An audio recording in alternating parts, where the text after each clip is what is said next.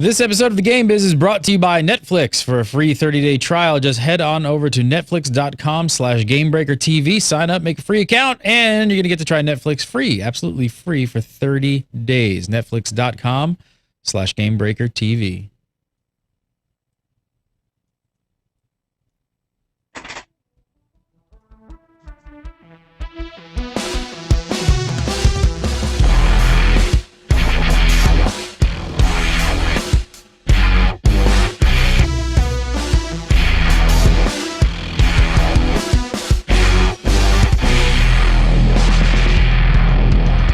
What's up, everybody? Welcome back to the Game Biz, episode 4 for August 6, 2013. I'm Gary Gannon. You're watching Gamebreaker TV. Joining me, as always, the one, the only, Mr. Monty Sharma. How are you, sir? I'm doing great, Gary. How are you? Excellent, excellent, excellent on this Tuesday afternoon. We got a bit of a special show, I think, for everybody today. People seem to love the interviews, and you do a lot of like road trips and meeting with developers and stuff. So who did you sit down with this week? So I got to sit down with Piette, who's the director of QA for Turbine. But Jay's more than that. He is probably the best guy I've ever met to talk to people about getting into the game business. He's probably the best guy to talk about what QA is all about and, you know, what works, what doesn't work, how people move through it. So every time I have students interact with him or I meet him, I'm always impressed with what Jay's got to say. Jay sounds like the man. All right, let's roll it and see what Jay's got to say. Here we go.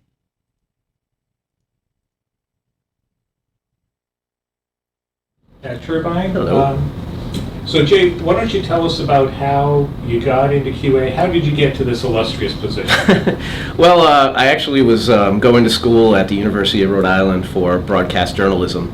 And one of my last semesters in school was a full-time internship at Animal Planet at Discovery Channel. And so I was learning TV production, and at the same time I was helping them cut shows to clock in my spare time and working with the computer people. And when my internship ended, they asked me if I'd like to join Discovery Channel Multimedia as an admin, actually, which I never, was not in my career path at all. Never wanted to be in that role, and I wasn't very good at it. But being in that role did lead to them asking me if I thought I could start a testing group for a couple of PC games that they were making, and I had absolutely no clue what I was doing at all. A couple of producers helped me out while I was there. So yeah, I was hired as an admin at Discovery Channel, mostly due to the fact that as an intern previously, I knew how to do all of the simple discovery stuff that the rest of the team didn't know how to do. So they did eventually after a couple months, gave me a chance to start my own testing team. As I said, I had no idea what I was doing. I was told I could hire 5 or 6 people.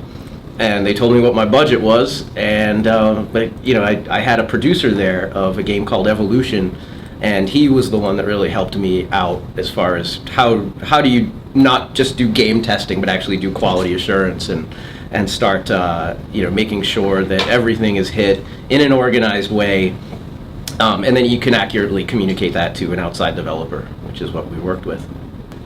So where'd you go from there? From there, the producer that I had worked with at Discovery for about a year, well, we came out with a couple of games and wasn't really sure what we were going to do next. And I reached out to this guy who I worked with as that exec producer, and he helped me get a job at a place called Kesmai, which was one of the pioneers in online gaming in Charlottesville, Virginia. And I started there as a QA lead for a bunch of games we were publishing for Mythic back in their earlier days. So Starship Troopers Online, Aliens Online, Silent Death, Mage Storm. We worked on a lot of those games with them. And again, within a few months, they made me QA manager, and I had my first real budget, real set of games. It was all online. And Kesmai was when the real education came into play. There was a guy that worked in Kesmai Studios that had done quality assurance for NASA, and he knew I was pretty green. So his thing was always, hey, if it worked for launching space shuttles, it'll probably work for making some computer games. And he was right, and that's where we learned a lot of the process, procedures, the right way to do it with a whole scope of games, not just working on one thing at a time. What year would this have been? I got to Kesmeyer in early '98, and in 1999 we were purchased by Electronic Arts. We had exclusivity of the AOL Games channel, so they were purchasing essentially that. And then when they started the EA.com service, they realized we actually knew a lot about making, designing, and testing online games and services. So that's where I went next. I was working in Virginia for a lot of developers around the San Francisco area. So that was fun. That was where the business education happened. Working for Electronic Arts, you learn the business really quick. It was an education you can't pay for. So always grateful for my time there, and it was also really fun to be able to go out to San Francisco, work there for a couple weeks, come back for a few weeks, go back out. I really enjoyed that at that point. From there, eventually we worked on other EA projects. We worked on, I was the QA manager for The Sims Online. We were managing teams in Virginia, the UK, Florida, and in the Bay Area to work on that one game. We were on the East Coast, so our advantage was we could have work ready for all the other teams when they got into work. So we pretty much set the day for about 300 people in the middle of Virginia, which was pretty interesting. And it was a lot of fun, really difficult, but the game did work when it shipped, so that was us. And from there, EA eventually closed down our studio in Virginia. We didn't really have anything else we were working on, and I wanted to stay in online gaming. I didn't want to go to single-player gaming at the time. I've always believed in online gaming, and I was just waiting for the right place. And through a recruiter, they actually called me up and said, "Oh, we have an opportunity for a QA manager position in the Boston area." And I was all, "Is it Turbine?" And they told me they couldn't tell me. And I'm like, "Well, if it's Turbine, I'm interested. If it's not Turbine, I'm not interested." And that's when they told me, "Okay, it's Turbine. Let's get this moving." And I've been here. It'll be 10 years and a week, actually.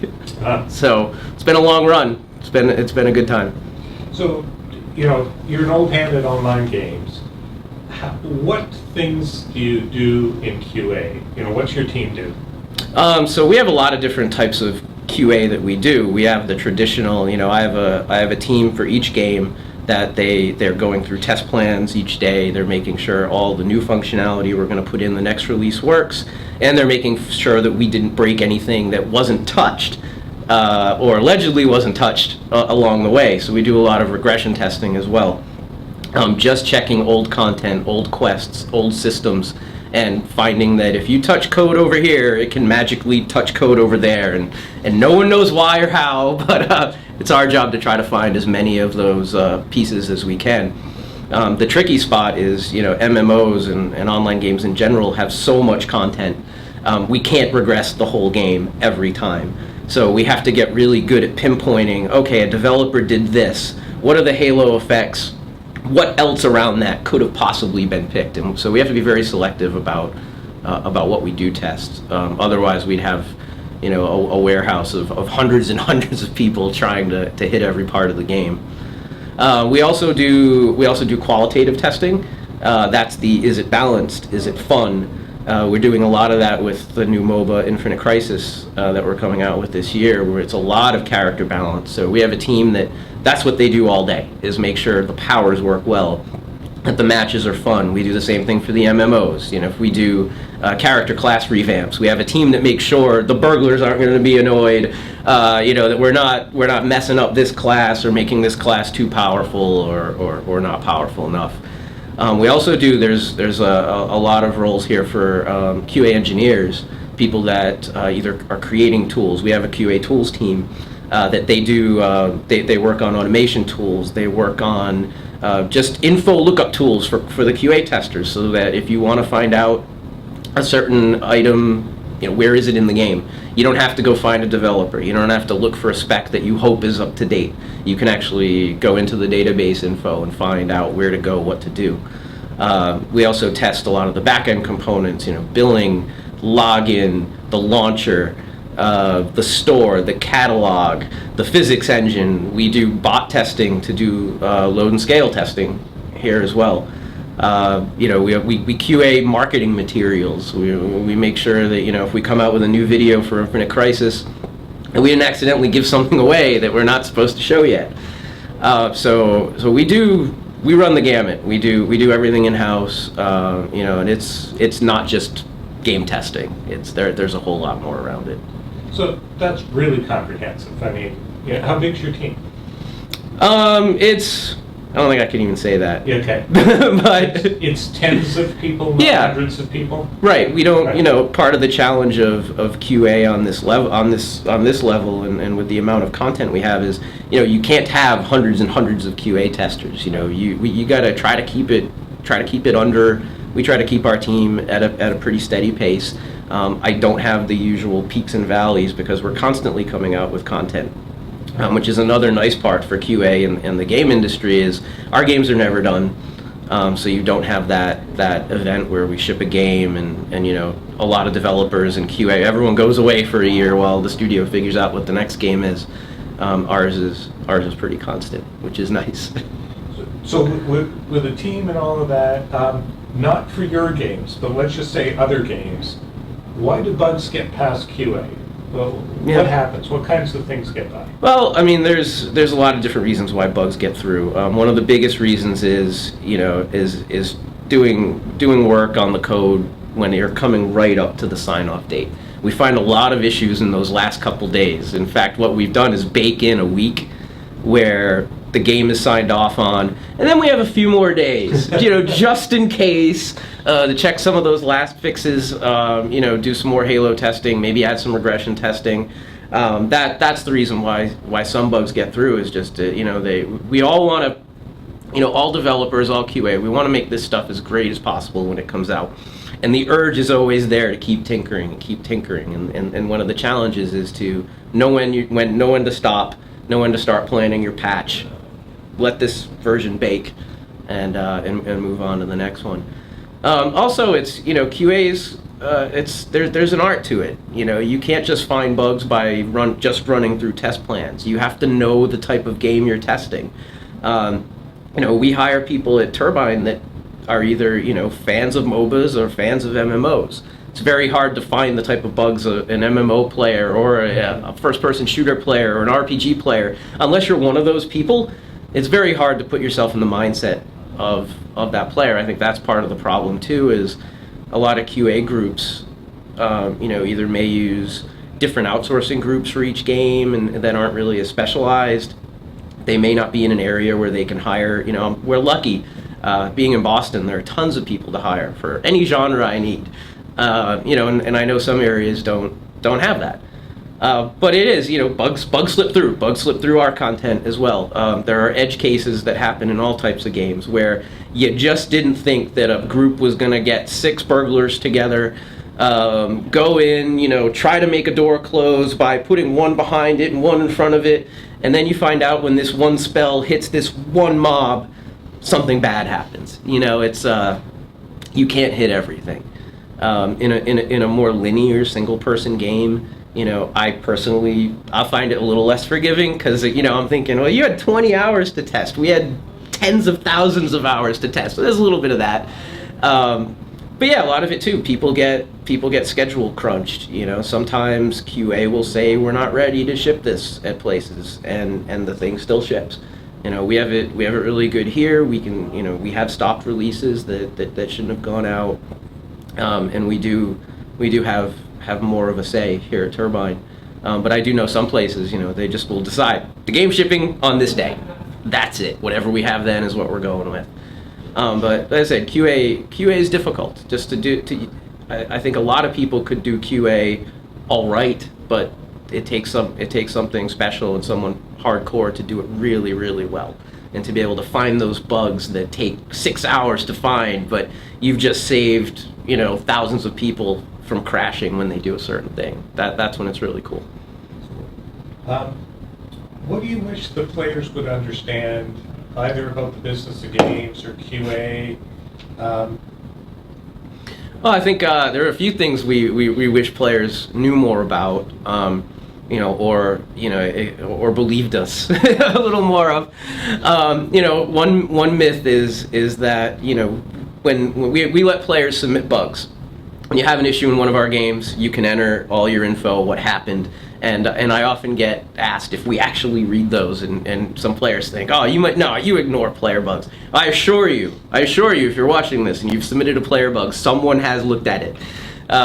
We do for all our games. We have dedicated people on each team that are literally every morning go through player submitted bugs and put the ones that we think we can do something about in our bug database, or we investigate.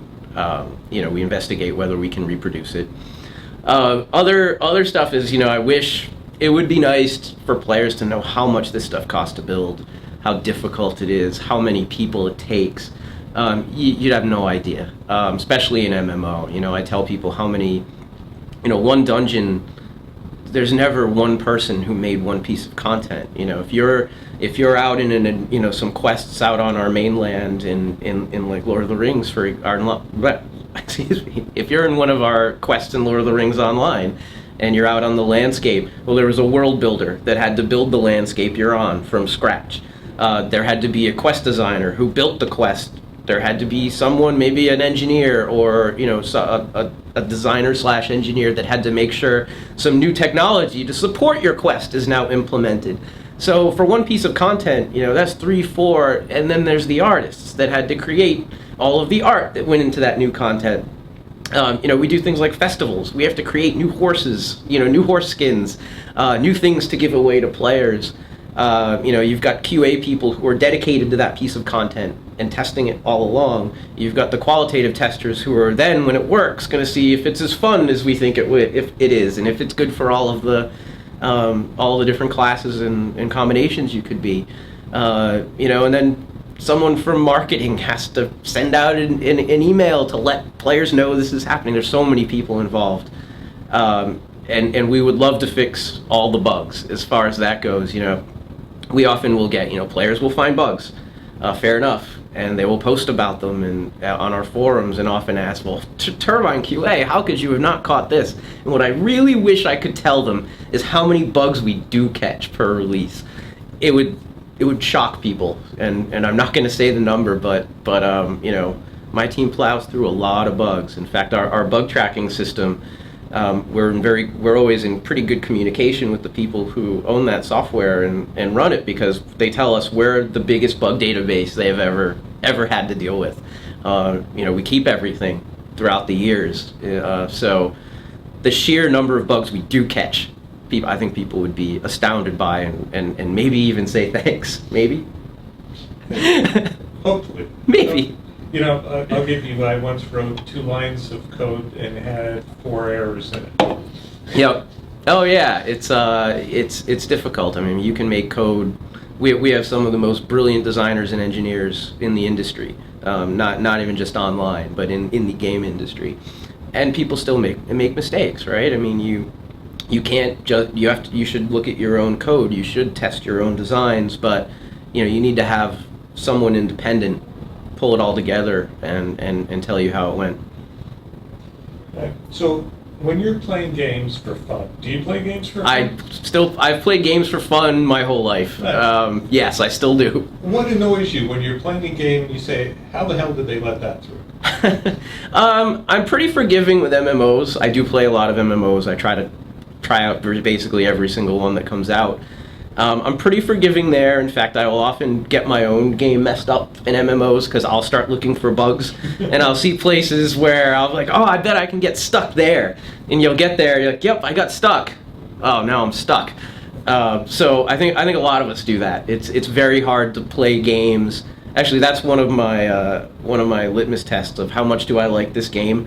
If I can forget that I'm playing something similar, like that what I work on, mm-hmm. and I just get absorbed in the game, that's when I know it's, I'm really hooked on it. But in RPGs and adventure games, I'm a big RPG player. Anytime the quests get out of order and you talk to someone and they respond to something that you haven't done yet, in an RPG, that stuff you should be able to nail that down. And I hope people that work on large scales RPGs, I hope they do get some time at the end to make sure all of the critical paths and all of the quest paths can work. I get frustrated when I can't complete every single quest in an RPG, so anything that's broken will annoy me a little bit. But no, I do not. I don't go on forums and complain. I'm not going to do that bit. I understand. You never know what happened in game development of a particular game. You could play a game that's bug-free, brilliant, and find out that the development team was miserable and all left at the end. Conversely, you can find out a team could be completely happy. They're all brilliant, and when the game came out, maybe they got pushed too hard, or feature creep got in, and you never know what happened to the QA team. So I've actually, in MMOs, on launch days of patches, I will sometimes send in customer support tickets that are just, hey, say hi to the QA people and UCS folks who have to stay late. Thanks. So I figure no one is doing that. So That's great. if I can make someone's minute, then sure. Yeah, it is amazing. So you often talk to students and folks who are looking to get into the game business, and for years people have said, oh, if you want to break in, try QA. Yep. So let's talk about breaking in as a young person, the career path, if you're in QA, if you want to stay, you don't want to stay. Right. The first piece of advice for someone looking to go into the game industry is, get in the door however you can. I said my first job was as an admin, and I ended up being a QA manager / assistant producer out of it. You never know where these jobs are going to go. As far as somebody wanting to get in the industry, QA is a great way to go. You see all of the different departments interacting. You get to see what art does. You get to see what the different types of designers do. You get to see what the different engineers do. And a lot of people come in gaming and they're either like, I want to be an engineer or I want to be a designer. And it's really impossible to know the different types of all of those until you've been at a company that makes games, along the lines you may like to make. And then you can find out, oh wait, I don't like what these people do, but I think I want to do what that person does. We do a lot of that here, of people identify where they want to be. And a lot of people stay in QA. QA is a completely valid career path. You go from, you can go from tester to a lead. You can go in the senior tester route for people who have either specialized tasks, they want to be more of an individual contributor. You can make it up to manager, director. We have a whole career path here.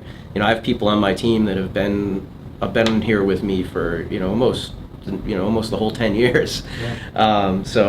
If we had no way of moving them up and giving them new things to do, people would not stay around that long. But in QA, there's always different tasks to do. You will not get bored. There's always either another game or another project or different types of QA tasks to be done. Also, we, especially here at Turbine, we do try to get people to where they want to go. If someone does figure out, I want to be this type of artist, I want to be this type of designer or engineer, we can work with the other teams when they have headcount and they're hiring, and we can make suggestions of, hey, you may want to talk to these QA people. In fact, that's the perfect setup, right? Is anytime some of the entry-level spots in different departments open up, they often will come to us, me or one of my managers, and ask, hey, do you have anybody that would be good for this spot? Or maybe it's we're looking for an associate producer. Do you have anyone? We just had someone that's now going to be an on-air talent for Infinite Crisis come from QA. I've had people go to every department, including, we've had people go to marketing, business intelligence. I don't think anyone's ever gone to HR or finance. That's about the only teams I have not had people go to. But best piece of advice is when you get that first game job, whether it's QA, customer support, an intern artist, no matter what you get, you just got to kick ass in that first gig. And if you do that, once your foot's in the door, you'll start making a name for yourself. And once you're in, you can move around. Take that first game job and latch onto it, and just make that your life. When you have that first gig, Because if you don't do the QA job well, if you don't do the customer support job well, when they come and ask, hey, who are good candidates for this, your name's not going to come up. But if you did kick butt, and optimally, people will come to me now and say, hey, we want to interview these people for this job because we already know them. They've already proven themselves. They set little poaching traps around the QA area, and slowly over time, we've had, I don't even know how many people move to other departments around. It's been amazing. So you can go anywhere you want. So if somebody is mid-career, so we get a lot of questions from people who are trapped in financial services organizations or enterprise software. Yep. And for the love of God, they want out. Yes. What advice would you give them for getting into the games business? The first thing they have to do is just start trying to get into game companies. I've had a lot of people on teams over the years that have changed career paths completely. We've got people on the team now that have run nonprofits. Were 18-year mechanic, and these people had great careers, and they basically said, no, I want to make games. It's very possible. I think a lot of people think they may be too old, or that career path has passed them by. You're not. I had someone on our QA team for Asheron's Call that was retired, and in fact, he was an engineer on the Speak and Spell in the 80s when that had come out, and he had a great time. He was with us for over a year, and he was a QA guy and did great. But I would say, don't dismiss any place. Apply to all these places. When you do get the phone call from HR or phone screen or an interview, let them know why you want to do this. Show the passion of why you're willing to change your whole career. And it's hard to turn that down. If someone's willing to give up, something that they've worked 10 years, 15 years to build, I'll at least give them a conversation, but make sure you're blunt about it. Don't be shy about saying, hey, I'm giving all this up. This is how bad I want this. We will love that. Also, make sure you've played the games, or at least tried the games of the places you're going to interview at. I would not recommend coming to a place like Turbine and saying, you're going to get asked, do you play our games? Have you tried them? They're all free to play. So you should at least try that type of game. If you're going to, if you're going to go to the place that, say, makes BioShock, you probably want to have played BioShock, because I'm sure they're going to ask you. The other is, you're going to have to be willing to, you're going to have to take a pay cut. You're going to probably be managed by someone who's younger than you. Make sure you're okay with that and ready for that. I'll tell you that everyone gets treated with respect in our QA team. You'll have a good time. And usually everyone I've seen that has, done the career switch has absolutely fallen in love with the game industry. So once you do get in the game industry, I would imagine, since I can't see myself ever trying to leave it, I would imagine it's really hard to go back. I can't see many people doing that. It happens, but most people fall in love when they join here. Awesome interview there, Mr. Monty Sharma. Lots of ground to cover. Wow, really just jam-packed for people wanting to get an inside look of how to get in. That was fantastic. What do you think the big takeaways from the interview were? Well, I'd probably say three things. One is, when you understand what they actually do in QA, a lot of the complaints we get from people about what the hell were they doing, it starts to make more sense. And Jay comes out and says, look, sometimes this happens, and that's why bugs get through. So you understand from a guy who's done it for a long time. The other thing is around how to get that job and where you can go in QA. I think those are the big things. Is QA is a career in itself, but it's also a starting point for a lot of things. And, there's the whole thing about passion that he talked about in landing that job, in knowing that person's game. And that actually applies in just about any industry. If somebody comes for an interview and they don't really know your company, if your product's free, they haven't tried it, all that sort of stuff is like, well, do you really want to work here? In games, it's easy. Play the damn game. I thought it was really interesting towards the end too, just giving some advice, because it seems like we get a lot of questions on the show about people who are in careers who maybe feel like they're a little bit too old and things like that. And I think it's really encouraging to hear like, no, you know, there's still time for you, but here are the things that are to be aware, you know, you need to be aware of, things like pay cut, you know, working for somebody who's younger than you, things that a lot of people may not be, you know, totally okay with, but at least, I don't know, there's a lot of hope out there for people who want to get into the industry who maybe feel like they're forced into a corner by their age or something like that. Just not true.